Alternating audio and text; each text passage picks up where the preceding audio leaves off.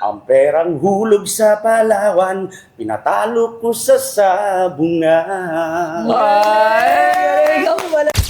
Ay, pinatulpo mo si Vic Disikutan. Oo. Anong ibenta mo? Dito lang sa Pinay Stars. Ayan. Nakaka-intense ang mga episode ngayong araw na to. Magandang hapon po sa inyo, sir. Ano po pangalan nila? Jomar Torrillo po, sir. Jomar Torillo. Taga saan po si Jomar? Sa Pasay. Pasay po. Ako po si Bastoyo. Sir, kayo po. Sir, isang hapon po, sir. Ano po pangalan, sir? Pastor Dison, sir. Pastor Dison. Dison. Taga saan? Pasay din po.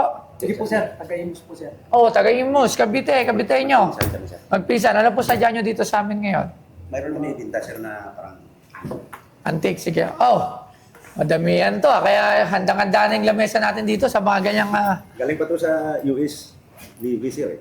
hanggang ngayon, nangihinayang sa kalahating milyon. Hindi alam. Oo, nanginginig ako doon. Okay, laki na yun. Laki na yun, sir. Okay, ano ba naman yan? Sir, ito po yung... Hindi ko malaman, sir. Yung barometer po yun. Okay? 1940, sir, yan. Na, 1940. US Navy. Wow. Ito ay bill, sir, kasama po sa barko. Bell.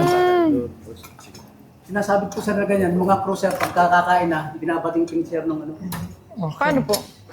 Uy, nakatakot. Nakadikit po, sir, na... Nakadikit na ganyan sa... Tapos may bell siya. Tapos pagkakakain yung mga crew nung araw, nung... Hindi pa high-tech po yung mga barko nung... Yung ginagamit na ano, yung cellphone.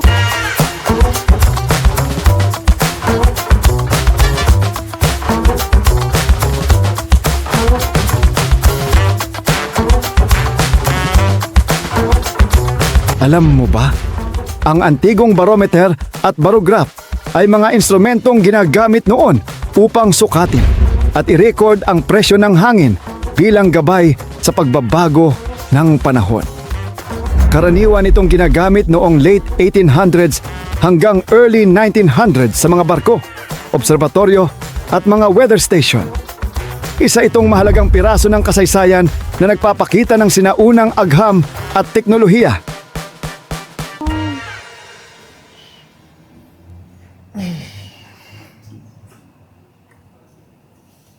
Storm rain. Orange. Alright. Magkano?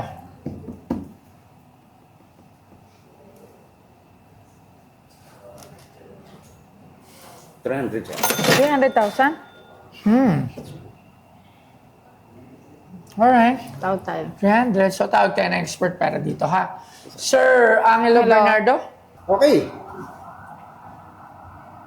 Microphone. Okay na? Wala na? Shipwreck. So, US Navy 1940. Sige, tingnan lang natin kung ano to. Ito, Compass. hindi siya compass. Ang tawag dito, barometer. Barometer. So, nagsusukat ng hangin. Humidity. Ang humidity ba? Hindi ba hangin? Hindi. Ano ba ang barometer? Ang Yung hangin? humidity, yan yung magsabi sa'yo kung uulan na o hindi. Tama. Yan nga. Storm rain. Alright. Air. Yun nga. So, yun. Okay? Yung air, yung humidity sa hangin. Alright. Yun. Pero hindi yata fraction. Hindi. Parang may loose sa loob. Okay. Yun lang. Oo. So, pagawa niyo muna yan. Tapos saka natin mag-usapan. Kasi as is, hindi magbibili yan. Yan. Ito naman is parang siya. Yung nakaano sa wall. Pero I don't think luma ito. I think hindi luma ito. Hindi luma. Okay. Ito luma. 1940. Yan.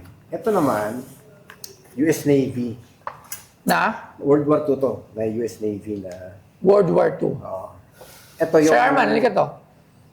Ito yung sa meron kasing sextant, navigation instrument ito. Navigation Parang station instrument. siya. Station locator ba yun? Hindi, ang pagkakalam ko, ito yung nandoon sa map. Mm. Sa map, nung, di ba, US Navy. Ngayon kasi digital na. So, ngayon, dati, ito yung ginagamit. Kung saan nakaposisyon yung barko nyo, tinitingnan nila yan dito. Yun ang pagkaalam ko, ha? Tama ba? Magaling. Pero Tapos, ito, nakita mo to, dito kasi nakikita, ito yung lens niya kasi para makita niya yung maliliit na ano yan eh. So, ginaganyan niya, tinitingnan kung saan yung, kunyari, may bundok doon, merong iniiwasan dito, something na it's used for, hindi, hula ko lang yun. Pero tama naman. Pero tama. Oo, Actually, yes. Kasi nakikita ko lang eh. Yung hula mo. Paggamit nito, nakalapag. Nakalapag. Pero kulang ito. Kasi ito, parang ano yan, parang yung ang pinaka-navigation instrument talaga yung sextant na tinatawag. Yung Sextant. sextant. S-E-X-T-A-N-T. Sextant. Yun yung Right. ginagamit ng navigation sa mga ships. Yan. Actually, hanggang ngayon, meron mga ships, mga barko, meron pa rin yung hanggang Alright. ngayon na ganun, kahit digital age na tayo kasi backup nila. Oo. Kasi paano mag-fail yung Nagkamali. mga electronics mo? Nag-fail. Nasa gitna ka na. Kailangan may manual. Kailangan may manual. Yes. Saka para maging kapitan ka ng barko, kailangan marunong ka. Oh, kailangan marunong ka nun. Hindi ka asa sa technology. Alright? So, yun, So, lahat yun. siya, ang dami niya. Well, World War II, mukha namang legit. World War II relics, alright? So, magkano? How much is it worth? Siguro kung bibilin mo siya sa condition niya. Hindi kasama to. Hindi na kasama. Hindi to kasama sa World War. to. Ito bago pa? Bago pa yan. Okay. Oops. So, Okay. Well, may mga nakikita akong ganito na nagbibenta ng mga between 8 to 10K. alright. Yan. Ito lang. Maraming salamat, Sir Angelo, Sir Arman. Maraming Thank you salamat po. ulit. Thank you very much. From 100. From 100,000, 300,000, 8 to 300 ba? 10,000.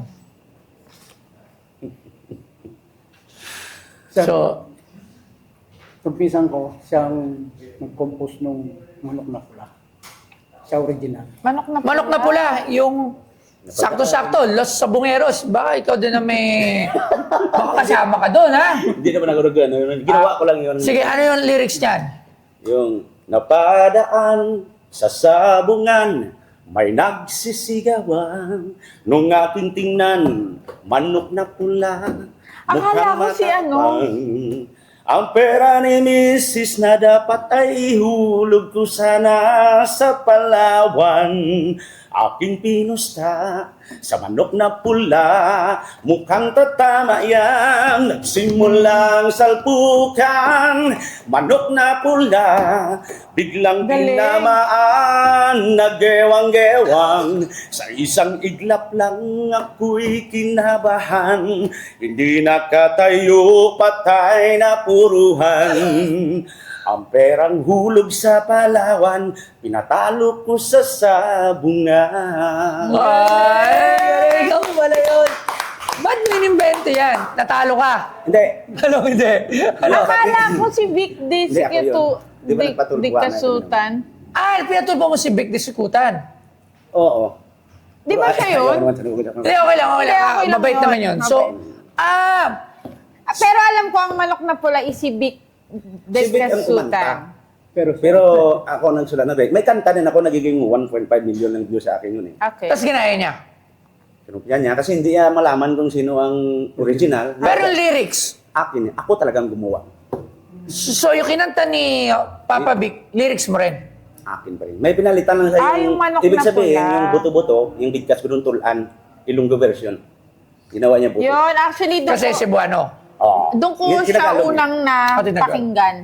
Yung manok na pula kay Vic. Tapos Kaya- nagkatulpuan kayo. Oo, kasi ginagaya sa thumbnail niya na siya daw ang gumawa. Ano nangyari kay Sir Rafi? Wala na. Wala naman, pinaayos lang kami ng dalawa. Parang umamin na lang din siya na mabait naman talaga si Vic. Oo, yeah. Oo, Mabait, super yun. Ang galing. Kaso, binasa ko ng mga tao, nagpupusa ko original, binabas ako na hindi ako. Akala ginagaya mo. Mm. O ito na yung pagkakataon para Mapatunayan sabihin na. na si Sir, ano pangalan? Joe Martorillo. Jomar Torrillo, ang original composer Ng ng Manok na Pula. Balaktakan. So dahil dyan, 300,000, gagawin ko na. Sabi nila 8,000 na lang to, gagawin kong 10,000 pesos. 10,000. Naging game show, 10,000 pesos. Pero hindi to kasama. Hindi ka sabi yan. Kasi yung price nito, ganun lang. Galing niya. Good Pero, boses niya, ang galing. ang galing. So ngayon, nagko-compose ka pa. Pero pa. May, Mag-compose ka sa mga los sa bungeros. yung buhay ng gwardiya, ako din nag-compose, nag-viral din yun. Sino mga kumanta? Ako. Siya din. Ano ba? Boses ko na. Kaso hindi ko lang inano yung mukha ko. Boses lang. Buhay ng gwardiya, hindi ko pa narinig yan. Konti lang ah. Sige, tingnan natin. Tayo muna. Tawagin yung gwardiya. Kailangan may gwardiya. Ayan, sige. Patawag lang gwardiya rito. Nakalimutan ko ng lyrics. Sige lang. Guard! Kailangan ng gwardiya. Pakibilis. Alright, diyan ka lang ha. May katayo sa'yo. Okay, ito ang camera. Ito ang camera sa'yo. 1, 2, 3, go! Ang hirap pala ng buhay kapag isang gwardiya. Nakalimutan ko ah. Nakalimutan ka na. Ulit. From the top. From the top. Nakalimutan kong lyrics. Ay, palagpan! Natakot sa mukha mo, guard. Mas balik ka na sa trabaho mo, magpatay ka doon. Okay. So, 10,000 pesos. Wala nang dagdag sa boss. Sobra pa ngayon sa estimate. So, tatambak ko lang yun dyan para may souvenir na ito ay kasi hindi naman to yung sobrang importante. So, konti rin yung nagkokolekta. So, parang, pero, Ganda. Tsaka yun ang sabi. Ikaw. Cash, ikaw pinsan. pero pwede naman na ano. Alam ko kanina si Sir yung singer. Oo, mas siya pala yung singer. Isama mo na lang kayo to, sir. Kamukha daw ni Dolphy, sir. Dagdag.